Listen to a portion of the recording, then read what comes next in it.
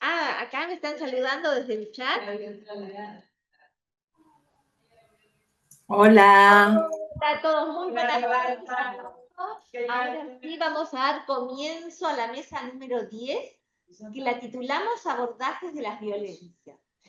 Bueno, primero les voy a pedir disculpas por la demora, tuvimos un par de inconvenientes técnicos, pero ya están resueltos, así que bueno, vamos a dar inicio a esta mesa donde vamos a contar con distintos trabajos. El primer trabajo se llama Adolescentes Protagonistas, creando estrategias para frenar el ciberacoso. Es un trabajo de la doctora Ángeles Aparaín, de Roberta Gorizhnik, licenciada, magistra, ahora te presentas vos, y de quien les habla, ¿no? Y vamos a presentar parte de un trabajo de investigación que está acá acreditado en UCES. Le voy a dar el rol de anfitriona a Roberta, así puede compartir el PowerPoint. Hacer anfitrión. Ahí está. Ahí puedes compartir el PowerPoint. Como comentaba Glenda anteriormente, este es un trabajo que surge a partir, es un desprendimiento en realidad de un trabajo de investigación que se está realizando en el contexto de un equipo de investigación de IAEPSIS, de UCES, donde estamos trabajando sobre una investigación, después les voy a contar un poquito más, sobre el ciberacoso. La definición que queremos compartir con ustedes cuando decimos, bueno, ¿qué es el ciberacoso?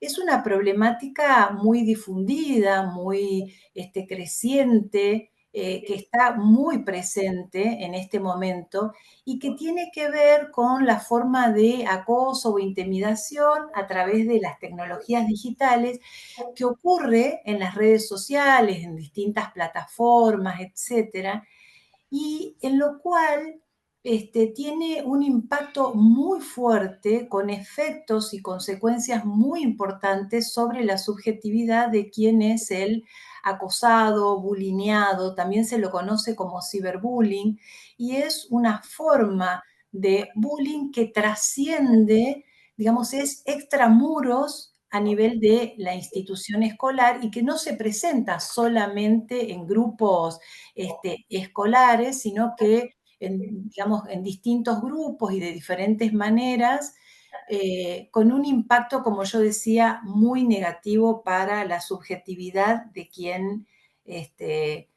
lo padece. Vamos a pasar a la siguiente. Perfecto, ya la vemos. ¿Por qué abordar el ciberacoso?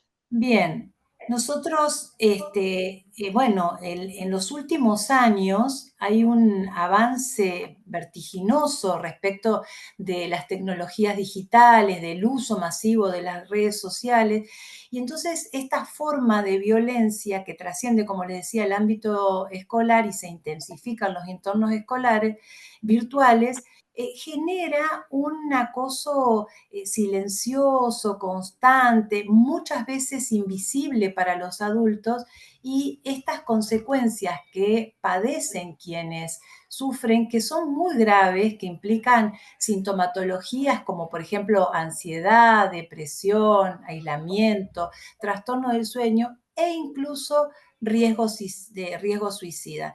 Nosotros hemos visto que desde el campo del psicoanálisis hay una vacancia, tanto teórica como clínica, sobre este fenómeno, y por eso desde la universidad, en convenio con la universidad me refiero a UCES, en convenio con la Universidad de la República del Uruguay y la Universidad de Río Grande do Sul, pusimos en marcha este proyecto de investigación, que es una investigación psicoanalítica, sistemática del ciberacoso, con una perspectiva interdisciplinaria y transcultural.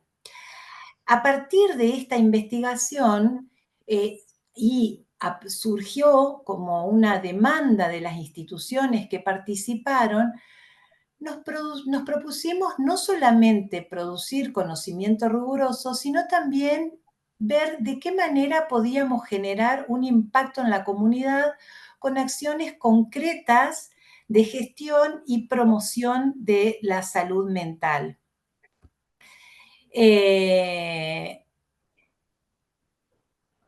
Bueno, esto digamos que tiene que ver con esta necesidad que les decía de una intervención concreta y urgente, digamos, en términos de esta problemática.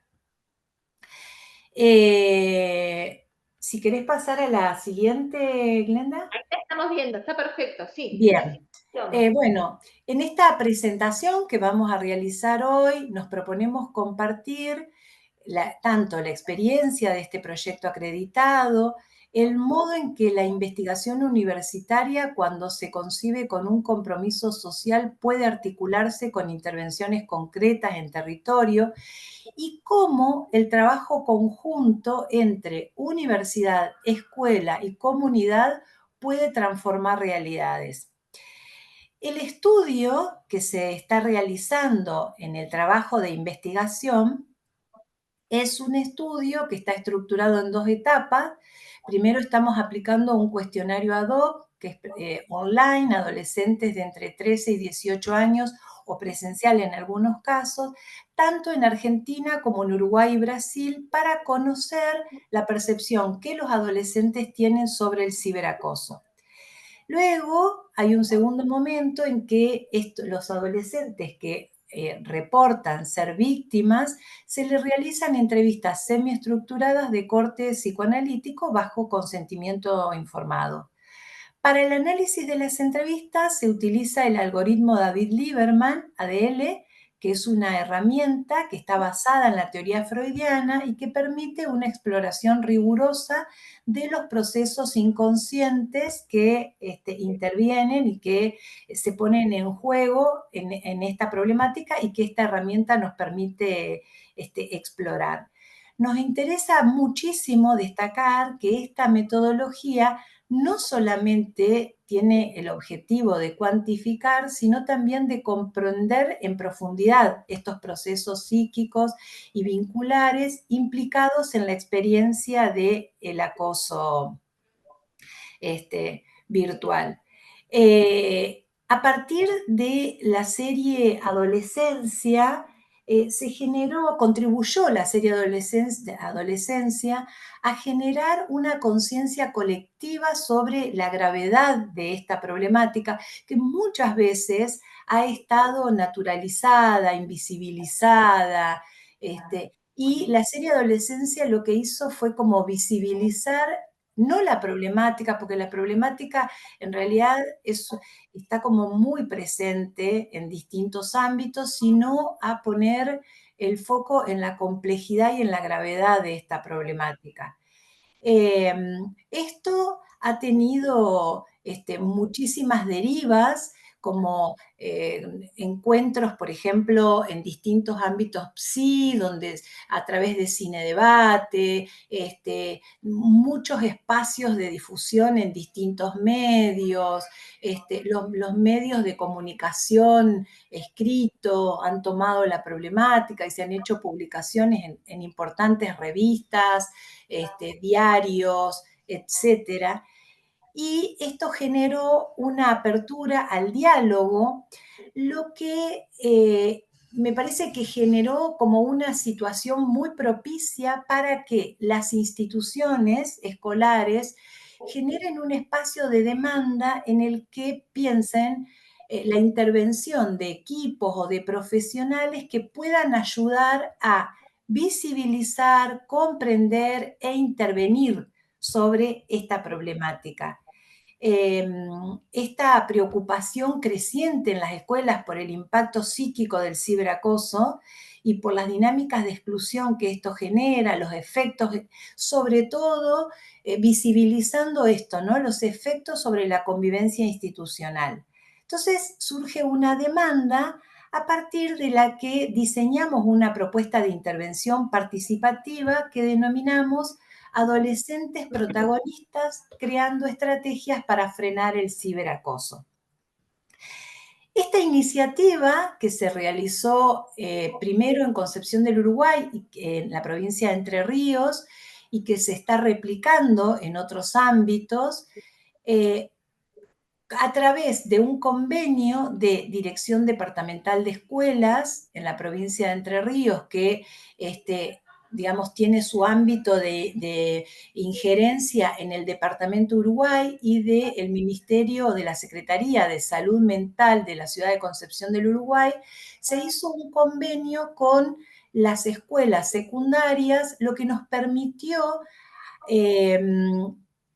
aumentar significativamente la muestra, que estamos como cercanos a las 200 encuestas en este momento con una participación muy importante de escuelas de la región.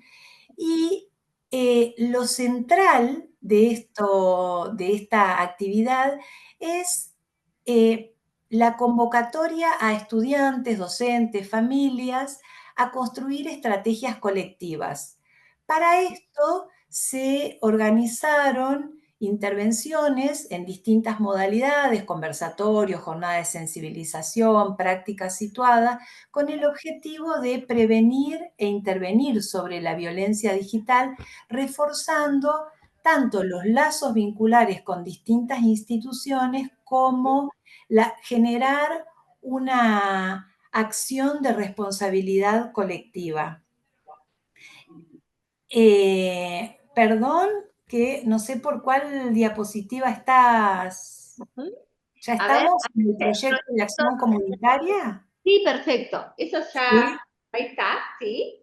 Bien, bueno, entonces, digamos, el objetivo y las acciones, ¿sí? Sería como la diapositiva siguiente, tiene que ver con este trabajo, con generar estos espacios de escucha activa, reflexión, construcción de un sentido compartido, donde los adolescentes no son objetos de estudio, sino sujetos activos en esta transformación.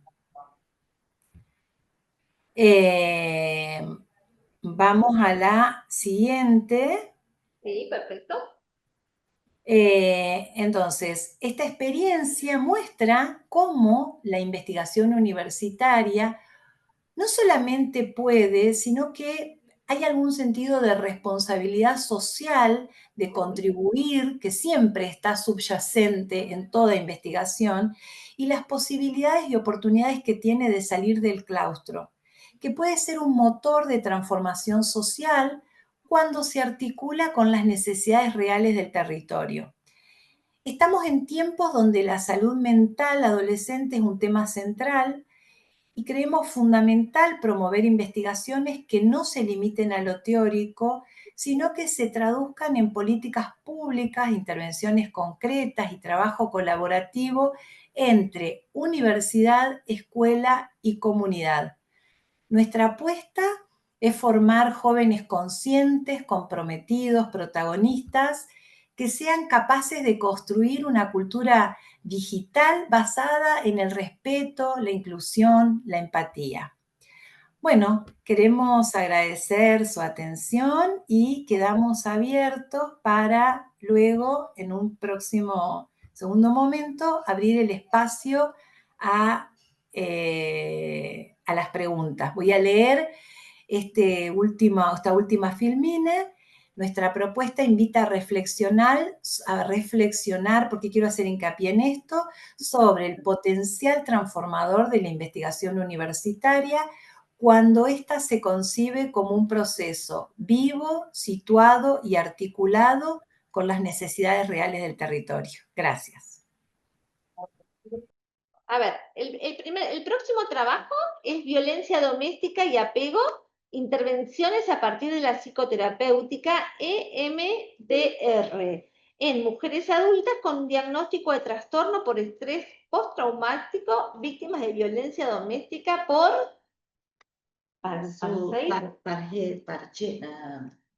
por su pareja, ¿sí? parcero íntimo. Matrimonio. Como en el matrimonio, o sea, ok, como si fuera una violencia con compañero íntimo. Matrimonio. Sí. Marido, el marido. O sea que en realidad es víctimas de violencia de género. Sería la pareja ya víctimas de violencia de género. Bueno, entonces ahora les voy a compartir. ¿Y tú? A compartir la pantalla, yo te puedo ayudar igual, ¿eh? Acá a ver si. ¿Sí, canal o no? Tudo bem. Sim, gente. Deu certo. Certo, estão bem, né? Soy psicóloga, ¿ah? Estoy aquí para hablar sobre un poquito sobre mi proyecto de doctorado. No voy a hablar en español, apenas a introducción. Sí, a introducción. Título es Violencia Doméstica y Apego, Intervención basada en Psicoterapia EMDR, que significa desensibilización y reprocesamiento por movimientos oculares em mulheres adultas com diagnóstico de transtorno de estresse pós-traumático, vítimas de violência doméstica por parte de sua pareja. Sou doutoranda em psicologia e minha tutora é a doutora Magda Pearson. Ok? Então, agora vou falar em português para ser mais rápida e mais clara, sim?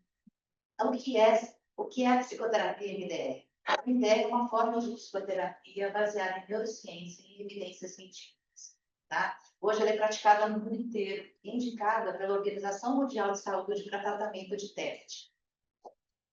O que nós fazemos? Né? Nós utilizamos no MDR a estimulação bilateral, que pode ser visual, tátil ou auditiva, para ajudar as pessoas a lidarem com experiências traumáticas e com uma série de sequelas emocionais. Então, o MDR se baseia na ideia de que o cérebro possui uma capacidade natural de processar informações de uma forma adaptativa. Quando essa capacidade é bloqueada por uma situação traumática, isso causa sequelas emocionais, causa os sintomas. Tá? Então, o que o MDR faz é estimular esse processamento dessa informação que foi arquivada de uma forma disfuncional, né? Seria, na verdade, a gente mimetiza o sono REM, imita o sono REM, né? Como? Através de um protocolo estruturado que produz um processamento neuroemocional de uma forma forte, mas controlada e consciente. Quer dizer, na verdade, o que a gente faz no MDR é nós repetimos o que o cérebro faz quando nós estamos em sono profundo, só que acordados, tá? Para isso, nós utilizamos um protocolo estruturado, né? Foi criado pela doutora Francine Shapiro na década de 80, que é uma psicóloga americana, né? E que hoje é utilizado aí no mundo inteiro. Então, eu trouxe para vocês aqui essas imagens que mostram um pouquinho, para dar uma ideia, né, da efetividade da psicoterapia MDR, que já está comprovada isso cientificamente, tá? Então, essa primeira, a gente tem uma imagem do cérebro normal, então vocês vejam que essa parte que está ativada é o cerebelo, né? A pessoa está viva, está bem, né? Hoje nós temos essa vantagem de poder, através desses exames como o PET scan, ter uma visão do funcionamento cerebral em pleno funcionamento, da pessoa viva, né? Então, temos aqui a primeira e a segunda imagem é o cérebro com TECT. Não sei se todos de casa estão vendo.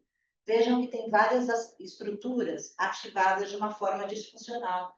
Então, nós sabemos que no TECT nós temos alteração da atividade de várias estruturas cerebrais e também a modificação da estrutura e dessas áreas cerebrais. Temos a modificação da amígdala, né, que fica hiperativada. Temos lá também a modificação do hipocampo, que diminui o tamanho, o córtex pré-frontal, que diminui a sua ativação. Tudo isso decorrente do TEPT, que, de alguma forma, produz esses sintomas disfuncionais. Tá? O MDR, como vocês podem ver aqui, na segunda imagem, mas não dá. Mas essa imagem vermelhinha é o cérebro com TEPT, tá? E depois ali o cérebro depois da aplicação do MDR. O que nós temos de resultados é a reconsolidação da memória. Então, a pessoa, ela continua com aquela memória, mas sem aquela carga emocional negativa que estava associada àquela memória. A redução de sintomas e de crenças disfuncionais. Essa coisa é fantástica, né, gente? Não vou te falar só. Mas, assim, a redução de sintomas e de crenças disfuncionais e aprendizagens, tá? Então, aqui, rapidamente, né, gente, só tem 15 minutos, uma ideia para vocês do que é a psicoterapia MDR, depois eu posso explicar um pouco mais para quem quiser, tá? Mais informações sobre essa forma de trabalho. O tema é sobre violência. A violência é um tema extremamente amplo, tem várias questões, né, culturais, sociais e políticas. Mas esse estudo ele faz um recorte sobre a violência doméstica praticada por parceiro íntimo. por pareja afetiva, ¿sí? Sim. Aham. O problema, a violência doméstica é um problema global de saúde pública, é extremamente grave, as sequelas emocionais são enormes. O que a gente chama de violência doméstica é uma série de agressões físicas, emocionais, sexuais, cárcere privado, né? Vou contar os casos aqui, porque senão seria muita coisa, mas é algo realmente assustador e que tem um efeito psicológico extremamente grave, chegando a depressão, a suicídio e várias outras questões, né? Então, hoje é a principal causa, a violência doméstica é a principal causa de feminicídio no mundo inteiro. O que os estudos mostram? Que as mulheres que sofrem essas agressões apresentam sintomas de TET, né? Ansiedade, depressão elevada, além do medo do abandono, extremamente grande, uma dependência emocional enorme, uma necessidade excessiva de validação pelo outro, são algumas das características, uma dependência, uma baixa autoestima e a dificuldade para estabelecer relações vinculares, relações seguras, que se propagam durante a vida. Uma curiosidade, assim, na amostra, poucas mulheres já não eram a primeira relação, né, abusiva que elas viviam. Era comum dentro das suas parcerias afetivas. Aqui, para dar um parâmetro para vocês, no nosso país, no Brasil, as vítimas de feminicídio, infelizmente, vêm aumentando a cada ano, né? É uma das maiores expressões da dificuldade que nós enfrentamos de gênero no nosso país, né? É bem importante isso. Aqui, como vocês veem, 258.941 agressões resultantes de violência doméstica em 2023, né? É muito grave, né? Olha esse gráfico, gente, veja se não é assustador. De 1.457 mulheres vítimas de feminicídio, 67% foram causados por parceiros emocionais, parejas emocionais. 23% por ex-parejas emocionais. Ou seja, 90% causadas por relações afetivas. Isso é muito grave.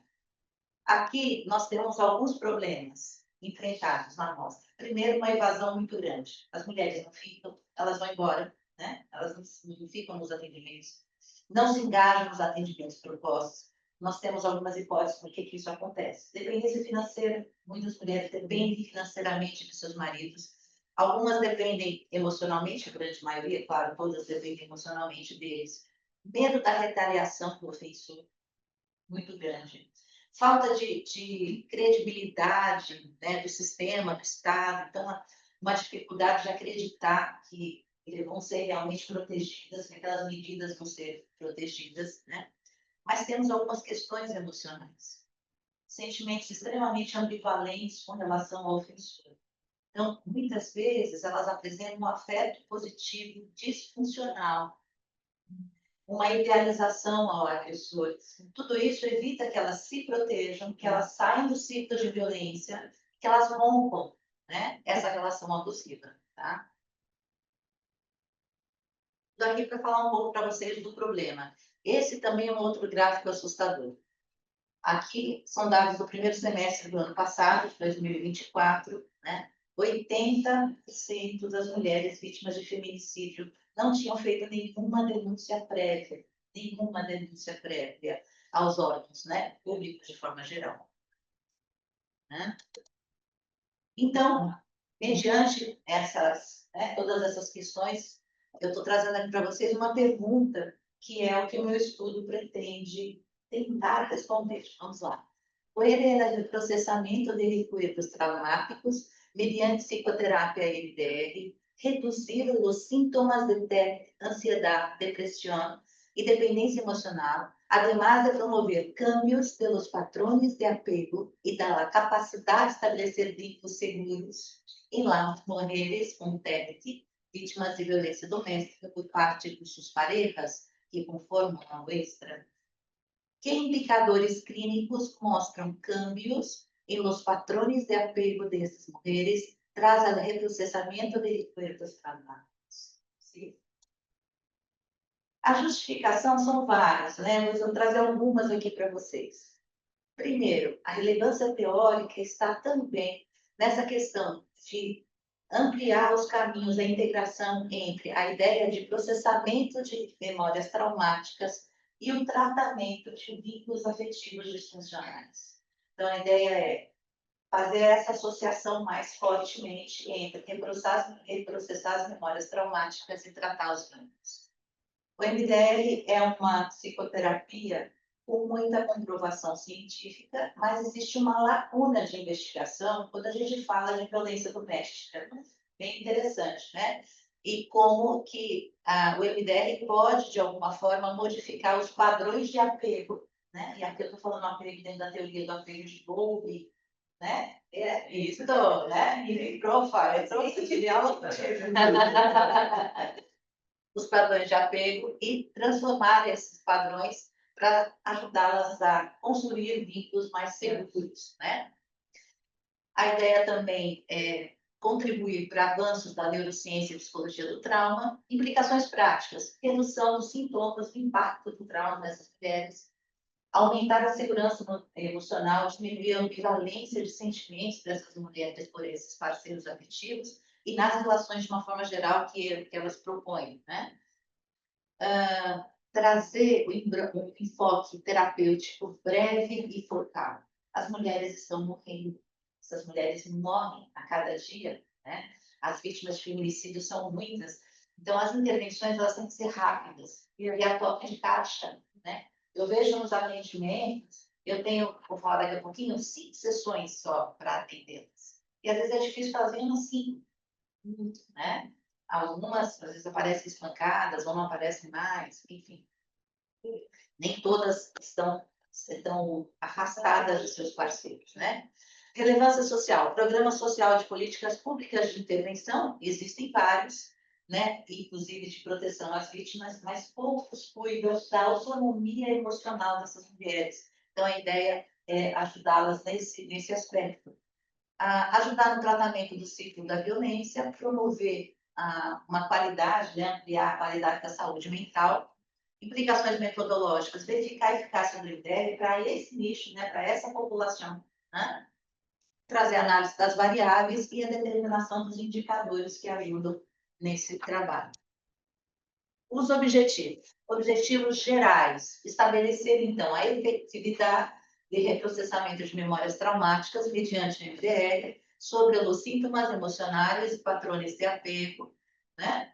Objetivos específicos, analisar possíveis mudanças dos padrões de apego e na capacidade de estabelecer vínculos saudáveis das intervenções, avaliar a redução de sintomas de ansiedade, depressão e dependência emocional, avaliar a correlação entre o reprocessamento de experiências traumáticas e a suavização de sintomas de apego patológico, e identificar e analisar os indicadores clínicos que demonstram essas variações, né?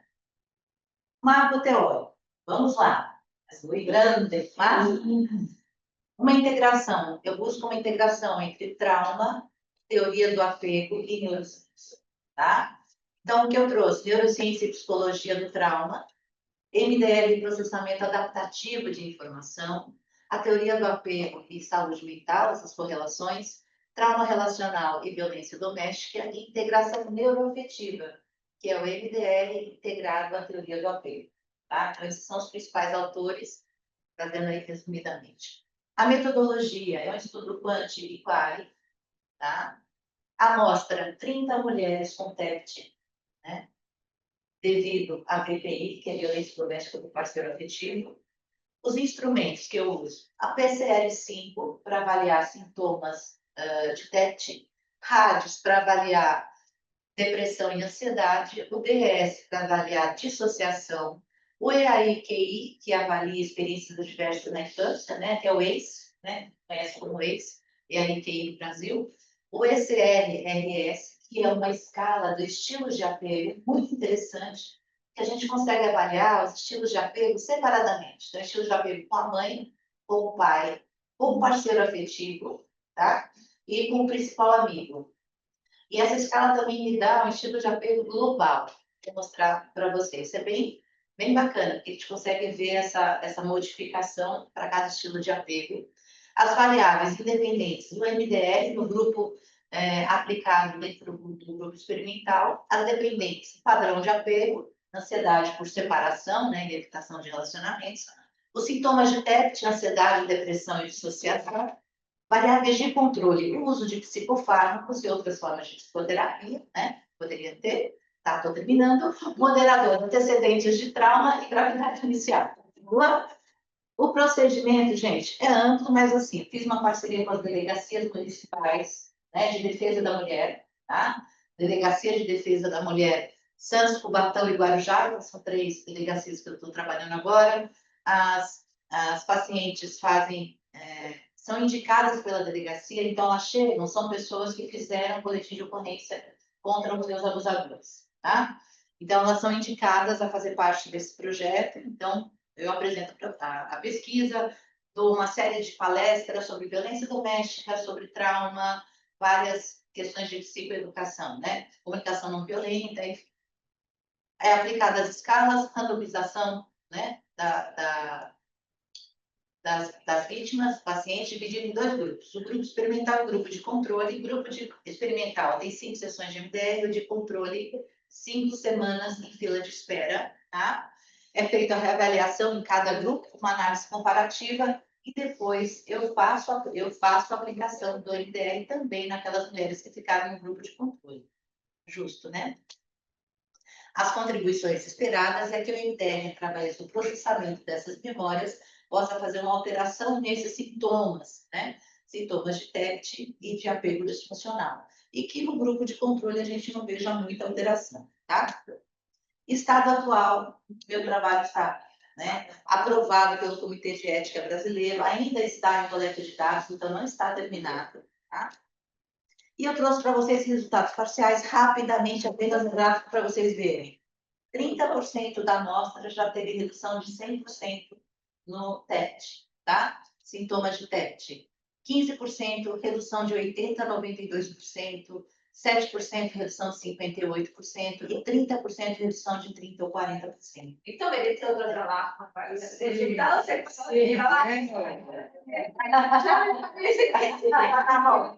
trouxe uma rodada,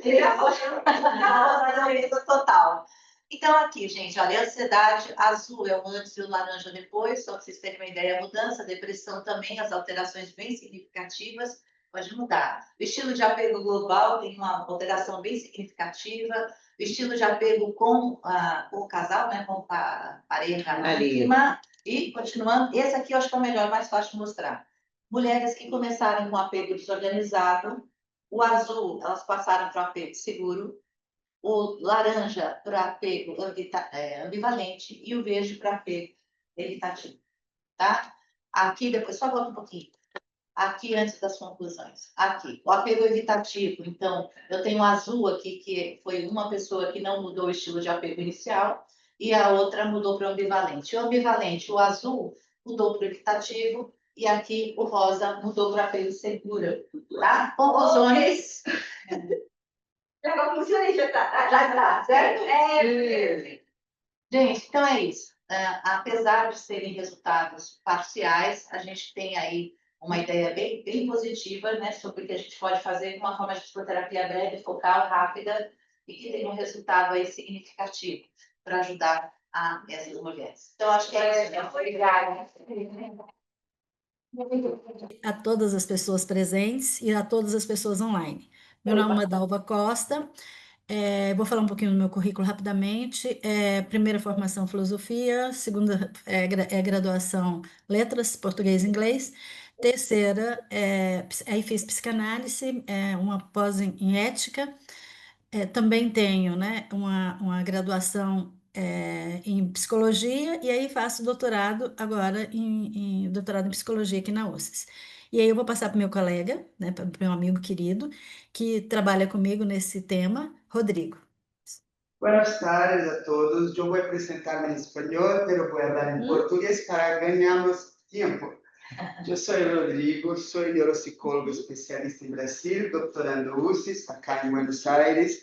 Tenho também formação em gestão de recursos humanos, telecomunicações, eletrônica e teologia. Estou aqui com o desafio com meu colega para falarmos de preconceito racial, estado de duelo e neuroplasticidade cerebral. Que siga. Sim, esse trabalho é fruto, né, de um estudo de caso de uma mulher periférica, que aqui no Brasil a gente fala periférica, né, ou da quebrada, negra, e que perde um filho, né, que perde um filho para as drogas, né, para a violência por causa do narcotráfico. Então, essa representação social, né, vai falar desse contexto de vulnerabilidade dessa mulher que sofre o luto, né? E aí ela tem vários momentos de sofrimentos psicológicos, vem até a clínica e eu atendo. Esse caso foi há mais de 5 anos, por isso que por isso que nós podemos apresentar tranquilamente, né? Porque não teria que passar por nenhum outro lugar. Eu vou falar um pouquinho dos contextos culturais, né? O que que é o contexto cultural aqui para gente? O contexto cultural aqui para gente é as questões religiosas, as questões do meio de comunicação, a questão das tradições, né, populares no Brasil, e também sobre como a dor do luto é enfrentada no Brasil. Então, é especificamente sobre um caso de Valparaíso de Goiás, né, que é um entorno de Brasília.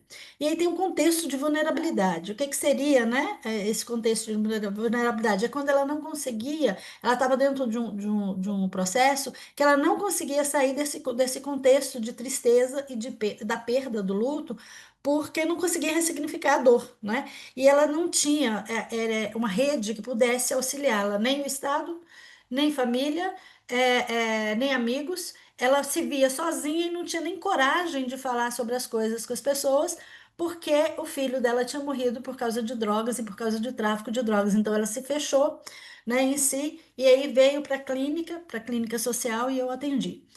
E essa dor dela é uma dor que é impactada duplamente, né? A primeira por a questão. Pode passar slide, por favor. O primeiro, pela questão do sofrimento por ser mulher, né? E a Cirlei apresentou um trabalho aí maravilhoso falando dessa questão de gênero. Por ser mulher, é o segundo momento, ou o primeiro momento, né? Por ser negra, e aí, infelizmente, a cor, né? Os impactos da violência urbana aqui no Brasil, nas mulheres negras, vem por causa do racismo e da vulnerabilidade estrutural. E aí, essa mulher chega com todos esses sofrimentos, certo? E sem esses apoios. E aí, aqui nós temos duas vulnerabilidades. Nós temos a vulnerabilidade social, que é essa que eu já falei anteriormente, e a vulnerabilidade estrutural. Por quê? Porque no Brasil nós temos uma estrutura, eu falo específico daqui, uma estrutura racista. Porque no dia 13 de maio, quando libertaram os escravos no Brasil, no dia 14 foram todos jogados na rua, sem terem o que comer, sem ter como trabalhar, sem poder estudar, e assim, e se tivesse na rua, poderia ser preso por vadiagem. Pode passar mais 2 slides, por favor. Então, essa vulnerabilidade, esse eu já falei, né? Então, por essa vulnerabilidade que é estrutural dos preconceitos, né? Ela, quando perde um filho por narcotráfico, ou por causa de bala perdida, ou por ação do Estado mesmo, com aquela visão de que bandido bom é bandido morto e não bandido bom é bandido recuperado, porque trata da questão da punição e não do cuidado. Então, ela já chega com mais esse peso, né? Ela perdeu um filho, não pode falar com ninguém e ainda se considera culpada e acha que o sofrimento dela é merecido, né? Por todas essas questões. Pode passar para o próximo, por favor. E aí tem a Neuza Souza, que é uma psicanalista maravilhosa brasileira. Ela tem a seguinte frase: ser negro em um país racista é experimentar cotidianamente as violências simbólicas de inferioridade. Ou seja, além de todos os traumas, né?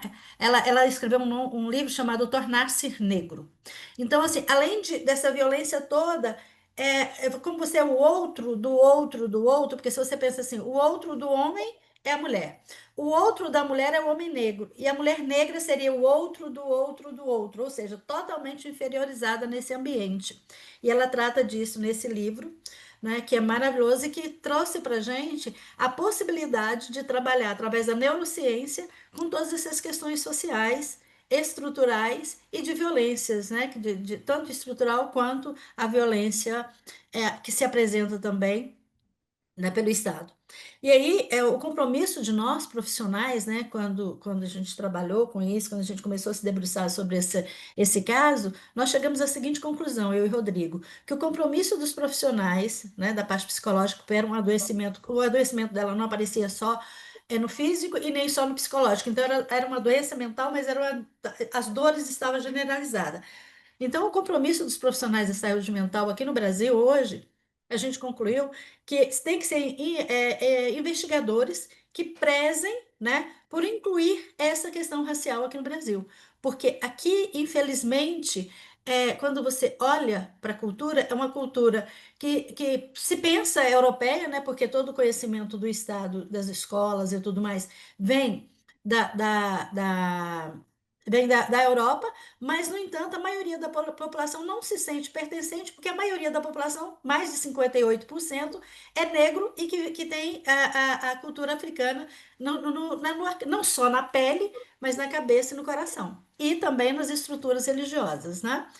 E aí, a gente vai falar um pouco agora de como a neuroplasticidade, através, né, da reorganização mental, pode contribuir para que essa mulher melhore, e como contribuiu de fato, porque realmente foi trabalhado de fato isso, como contribuiu para a melhora dela. Passo a palavra para o meu colega, meu amigo Rodrigo. Bueno, todos nosotros sabemos que el duelo es la pérdida expresiva en la vida por aquello a que se tiene apego sentimental, puede ser la pérdida de un empleo, de su pareja, de su hijo, la muerte de un animal, pero cualquier perda. Vamos falar de luto como sendo a perda expressiva de qualquer coisa, objeto ou pessoa pelo qual se tenha apego sentimental. Um luto normal dura de 6 meses a 2 anos. É óbvio que cada ser humano é único. E quando esse luto é excedido, passa dos 2 anos, nós chamamos de luto patológico. Todos nós, seres humanos, passamos por 5 fases do luto, que são elas: depressão, aceitação, raiva, barganha e negociação, né?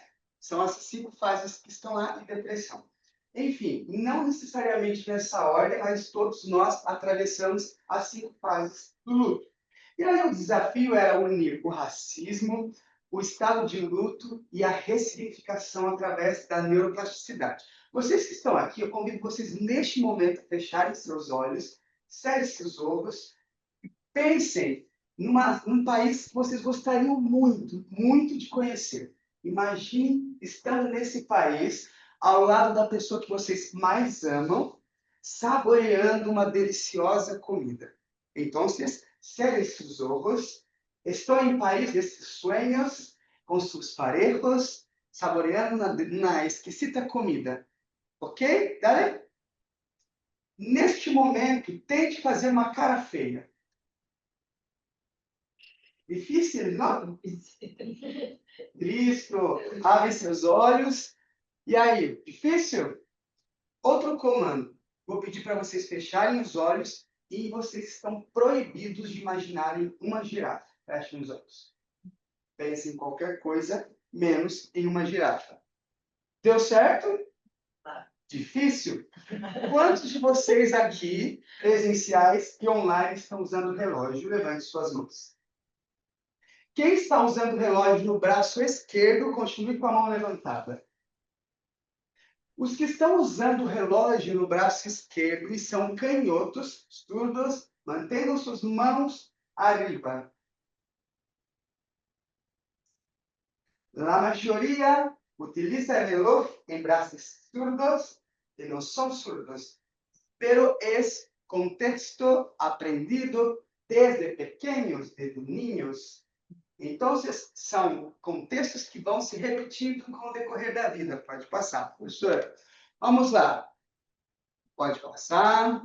E nós falamos como áreas ativadas, esse misto de emoções, como a amígdala, detentora de todo prazer, de todo desejo, misto de emoções, que afeta, como uma colega que me antecedera falou, amígdala, hipocampo, que são chaves, são flutuações entre ansiedade, estresse, picos de dopamina, e nós sabemos que isso é experimentado no decorrer da vida. Pode passar, professor. Vamos lá. Quantos de vocês aqui já tiveram o privilégio de comprar um veículo como esse que é demonstrado na pantalla? Um coche vermelho, rojo. Em Brasil se habla Celta vermelho. Então, a partir do momento que você compra um Celta vermelho, você sai pela rua com ele, manejando, dirigindo, e fala, nossa, bastou comprar um Celta vermelho, todos resolveram comprar um carro igual ao meu. E quem somos nós? O alecrim dourado que nasceu no campo sem ser semeado? Não. É porque o seu cérebro passou a observar com maior propriedade aquilo que se é repetido por mais vezes. Querem mais um exemplo? Se eu pedisse para um voluntário vir aqui, fechar os olhos, e se eu lançasse ao chão objetos como esse, uma chave, muitas vezes nós vamos identificar chave, moeda, la cuchara, la moneda, por el sonido, porque nós outros temos intimidade com o objeto, porque faz parte do nosso dia a dia. E isso é algo que nós vamos levando para a vida. Quando nós vamos... Quando nós chegamos à casa de alguém e nós sentimos um odor forte de dejeto de cachorro ou mesmo de mofo, as pessoas que moram nessa casa já não percebem mais, porque é um contexto adaptativo chamado adaptação sensorial. Então as pessoas tendem a se acostumar, inclusive com aquilo que é ruim. Nós que usamos perfume, utilizamos perfume para os outros, porque depois de minutos, até mesmo segundos, após termos feito uso do perfume, nós nem sentimos mais o cheiro. O meu próximo desafio a vocês é observarem a imagem que vai ser colocada sem ler a palavra. Vamos tentar? E aí, conseguem não ler a palavra? Porque houve um processo de alfabetização lá na primeira infância, juntando sílabas, construindo palavras e, consecutivamente, frases. Mas vejamos, nós vamos apresentar aqui essa operação matemática e eu quero que vocês não me deem o resultado. Vamos lá. Matemática. Conseguem não apresentar o resultado? É algo automático. Não? Sim. Vejamos aí o próximo exemplo. Se vocês vão tentar falar agora para mim as cores e não as palavras. Vamos tentar? Verde, vermelho, azul, amarelo, azul, preto, vermelho, amarelo, preto, vermelho, amarelo, verde, azul, preto, azul, vermelho e verde. Para os alunos argentinos, na próxima pantalla, desafio a ustedes hablarem as colores e não as palavras. É difícil, não? Percebam que quando Rose tenta falar as palavras e ela percebe que pode errar, ela pausa, respira rapidamente e continua. Por quê? Porque nesse exato momento ela está oxigenando o cérebro, porque há no nosso cérebro uma zona killer responsável por agir por impulso. E é por isso que quando nós somos fechados no trânsito, nós lançamos mão à buzina.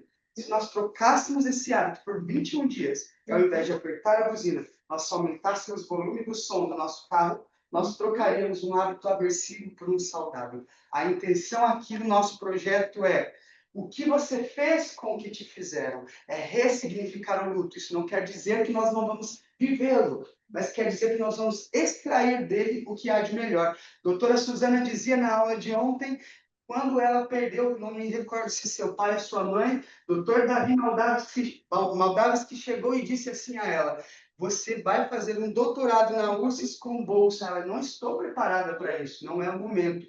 Eu estou vivendo meu luto. E ela caminhava pela praça, quando novamente ela recebeu uma ligação de Maldavas, e ele disse: você vai fazer sim um doutorado pela URSS. E ela falou: não posso, estou vivendo, me duelo.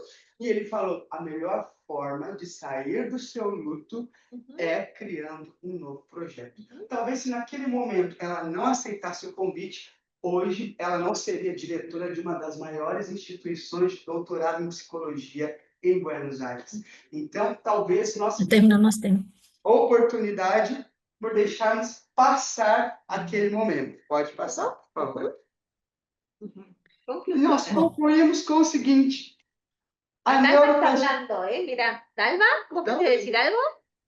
Não, é porque eu estava falando para ele que o nosso tempo está acabando. E aí, a nossa conclusão, ele vai falar um pouquinho e eu vou falar um pouquinho. Então, pode continuar. Que estão aqui receberam uma bala. Eu vou dar 5 segundos para vocês tentarem abrir essa bala com somente uma mão. E mais nada, não podem usar a boca. 5, 4, 3, 2, 1. Não deu? Quem não deu, parou. Não vale mais. Poucos conseguiram. Quem não conseguiu vai tentar uma segunda forma. Uma mão sua e uma mão do colega. Uma mão suja, uma derecha. Vamos lá? Vamos, profe. Nosotros dois, uma de cada. Esse mais fácil. Mais fácil. Estamos abriendo caramelos acá. O que eu quero dizer é, quando você não dá conta sozinho, peça ajuda. Não tenha vergonha, porque você pode sim ser ajudado por profissionais qualificados. Se vale da sua religião ajuda sim com aquilo que você acredita. É a vida após a morte, a reencarnação, seja o que for. Se vale dela para que você seja bem-sucedido. Tá? Bien. E aí, o que a gente pode concluir desse trabalho? Que tudo que foi aprendido dentro dessa estrutura de vulnerabilidade social e vulnerabilidade estrutural pode ser desfeito, mas não só pela pessoa. Ela precisa pedir ajuda, mas também precisa do contexto social favorecendo isso. E a rede social pode ser, como o Rodrigo já citou, a igreja, pode ser um centro comunitário, pode ser um posto de saúde. Então, nós precisamos de ter estruturas que, de fato, venham contribuir para que essa pessoa tem a possibilidade de ressignificar e de expandir, né, o seu cérebro para outros lados. Porque, como o Rodrigo já disse, o luto, todos nós passamos por vários lutos, mas o luto sozinho é uma coisa, quando você ressignifica ele e que você tem uma estrutura política, social e tudo mais, você vai conseguir, né? Porque para gente, para os psicólogos principalmente, o pensamento que eu e o Rodrigo estávamos falando é que o bandido bom não é o bandido morto, o bandido bom é o bandido que conseguiu vencer toda aquela estrutura e que modificou a própria vida. Então, é uma nova forma. E aí, se para isso a gente precisa lançar mão de toda a estrutura, não só da psicologia, mas de toda a estrutura social, que a gente faça, né? Então, a gente precisa de novas respostas. A Gestalt está aí e a gente mostrou. Eu sou psicanalista, mas eu acho que não tem que fechar em caixinhas, a gente pode usar as várias possibilidades para contribuir para que os nossos pacientes possam, de fato, ser pessoas inteiras. Muito obrigada. ¿Se Hola, escucha? María Rosa. Sí, Hola, perfecto. sí, se los voy a tener que contar porque Me lo bueno, vas a primero me contar. presento, Ahí María está. Rosa Segovia, doctoranda Gianuses, aquí desde la Patagonia. Bueno, nada, muchas gracias, Glenda, y la verdad es que estoy maravillada. Todos los trabajos me parecen absolutamente con un potencial muy, pero muy fuerte, desde el primero hasta el último, ¿no? Y veía ahí las articulaciones con mi trabajo. En este caso en particular, bueno, el Power, lamentablemente, que le mandé a Glenda no está, estoy teniendo un problema familiar grave y además estoy teniendo un problema con la computadora que se quemó la placa madre. Así que, bueno, no tuve acceso a la última versión del Power, así que les pido disculpas. ¿Se entiende lo que digo? Sí, Así entiendo, que le pero voy a contar. Bueno, contanos, Sí. contanos cómo es tu sí, les trabajo. cuento. Les cuento, yo estoy haciendo, bueno, finalicé hace 2 años, voy para 3, el doctorando en UCES, y estoy en aprobación, en búsqueda de director. Ahí estoy viendo a Glenda y a Ángeles como potenciales, veremos qué es lo que ocurre. Y contarles que en mi potencial investigación estoy haciendo una experiencia piloto. En principio van a ser en 2 escuelas, instituciones educativas en la Patagonia Austral, en la Patagonia donde yo me encuentro. Y por recomendación de Susana, de la doctora Susana Schneiderman, la muestra es una muestra mixta, clínica e institucional.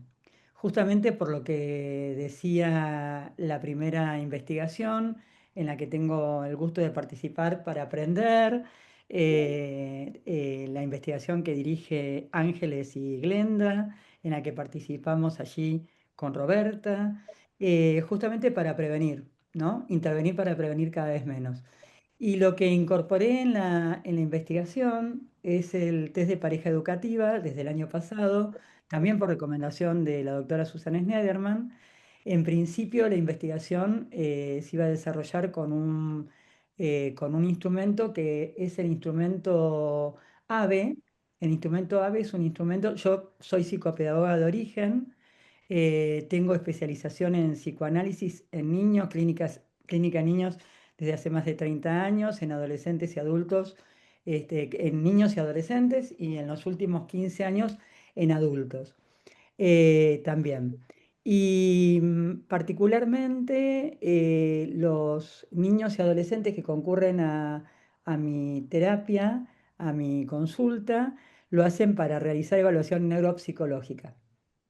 Yo estoy especializada en neuropsicología clínica y trabajo bueno, con todas con técnicas semejantes, no con EMDR, porque solamente pueden hacerlo los psicoanalistas, los psicólogos, pero sí con técnicas semejantes a las de EMDR en terapia y en evaluación con baterías y evaluaciones, baterías únicas o múltiples, como una de estas bueno, que quisiera presentarles, pero que luego voy a ver si puedo enviarle ahora a Glenda al menos un perfil. El test AVE es un test del doctor Iñaki Piñera Contalo porque Ceballos. va a ser complicado si no, contalo Bueno, como... bueno, el test AVE tiene 98 ítems, es tipo escala Likert y indaga, digamos, constata si existe realmente bullying, si existió, y constata, constata parcialmente o totalmente, tanto en la víctima, victimarios, como en los, sí, víctimas, victimarios o víctimas silenciosos. Y luego lo traslada a un cuadrante que hay una escala, digamos, de unos 8 ítems, una escala clínica, donde, bueno, se ve toda la sintomatología que ya enunciaron, digamos, quienes me antecedieron, flashback, posibilidades o tendencia a la somatización, depresión, distimia, bueno, toda la escala clínica que luego, además de constatar, digamos, la utilidad del test, tiene que ver con que para las instituciones educativas no solo constatan dentro de los distintos cursos si hay o no hay bullying, sino también si, digamos, cuál es el nivel de afectación a nivel cerebral para poder después derivar clínicamente. Esta era en principio la investigación y por sugerencia de la doctora Susana Schneiderman incorporé el test de pareja educativa. Ya van 2 años, digamos, de esta experiencia. No, un año, desde mayo, desde el año pasado, un año y medio. En mayo lo presentamos en Brasil. Y en las conclusiones, en el test de pareja educativa, no sé si lo conocen, es un test gráfico, a diferencia de una adaptación que se hizo en Argentina por Alicia Fernández. El doctor Vizca trabaja en el test de pareja educativa, se le pide a la persona, es una consigna muy simple, que dibuje, al adolescente en este caso, que dibuje una persona que enseña y una persona que aprende y que escriba un pequeño relato. Bueno, en este caso, en el caso que les iba a presentar, en este trabajo, son 3 adolescentes. Bueno, se triangula, digamos, esta técnica con el test AVE, y en estos 3 adolescentes de la muestra, a través de la teoría del desvalimiento y a través de los indicadores que arroja la propia muestra, en la muestra lo que se ve es la ausencia del objeto de conocimiento o la ausencia total o parcial del objeto de conocimiento y factores de inhibición, fundamentalmente la inhibición cognitiva, que fue ampliamente estudiada, digamos, por Luzuriaga y después posteriormente por Fernández en Argentina. Se ha trasladado mucho en Brasil. Brasil y Argentina han estudiado mucho esta escuela. Hay antecedentes de otras doctorandas en UCES que han utilizado esa técnica. En este caso en particular, entonces, los resultados que arroja el test ABE y que arroja el test de pareja educativa son semejantes. Es decir, por un lado, el marco teórico que es integrativo, integra, por un lado, la neuropsicología, la neurocognición, a través del test ABE, y por el otro lado, donde se detectan las escalas clínicas para cada paciente, pero también es de uso institucional a nivel educativo, y por el otro lado, en el test de pareja educativa, los indicadores de teoría del valimiento son semejantes a los que neuropsicológicamente se pueden ver desde la otra técnica. Es decir, exclusión, desestimación del afecto, la ausencia total o parcial del objeto, las dificultades para poder aprender y para poder visualizar en el aprendiente, en el enseñante, una figura, digamos, lo que toda muestra gráfica presenta, una figura, las figuras en los casos que les había seleccionado, el aprendiente aparece más pequeño y el enseñante más grande, digamos, perdón, el aprendiente más grande que el enseñante, y hay un perfil que es un perfil psicopatológico que tiene que ver con características narcisistas. Yo no voy por esa vía porque no soy psicoanalista, pero sí lo detecto a través de las técnicas proyectivas. Y bueno, la idea es poder, la investigación lo que quiere dar cuenta, por lo menos a partir de la experiencia piloto, es si se sigue manteniendo la ausencia parcial o total del objeto. Por un lado, a través de las técnicas proyectivas, y en el caso del TESABE ya está más consolidada esa técnica, si se sigue verificando en las instituciones educativas en Patagonia, en las que elegí, que ahora se redujeron a 30 pacientes, 15 institucionales y 15 clínicos, si se sigue corroborando la presencia, digamos, de los indicadores que algunos de ustedes fueron manifestando en dos de los trabajos, los indicadores que llevan a la depresión, a la distimia y a la conducta psicopatológica por parte del agresor. Y en el caso de la víctima, por el estrés postraumático, que en todos los casos aparece como una consecuencia casi natural. Por eso coincido absolutamente con los objetivos y con los resultados de la primera y la urgencia del primer trabajo respecto del ciberbullying, porque hay una relación directa entre la ideación suicida, el suicidio y el bullying en Argentina. Los últimos estudios de Argentinos por la Educación, los estudios del CONICET dan cuenta de esto, y la mayoría de los pacientes, no sé cómo voy con el tiempo, la mayoría de los pacientes que he atendido, la mayoría de los pacientes que he atendido, todos han tenido ideación suicida.